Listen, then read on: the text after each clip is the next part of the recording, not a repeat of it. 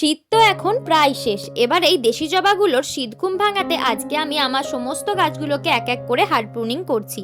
এর ফলে গাছে আরও অনেক নতুন নতুন ডাল আসবে আর অনেক অনেক ফুলও হবে। আর কিছুদিনের মধ্যেই আমি এর মধ্যে কিছু গাছকে রিপোর্টও করে দেব। আমার কাছে কিন্তু 3টে দেশি জবার গাছ আছে, তার মধ্যে 2টো পিঙ্ক আর একটা সাদা, আর একটা নীল জবার গাছও আছে। তো এখানে আমি এক এক করে গাছগুলো কাটছি আর কাটা জায়গায় ফাঙ্গিসাইড লাগিয়ে দিচ্ছি। এবার আমি কিছু ভালোবাসার মানুষের নাম নিয়ে নিই। তো চাঁদনি, জান্নাতি, নুসরাত, তোমাদের অনেক অনেক ধন্যবাদ আমার ভিডিও দেখার জন্য আর কমেন্ট করার জন্য। আর লাস্টলি যার নামটা না নিলেই নয় সেটা হলো রচনা রায় দিদি।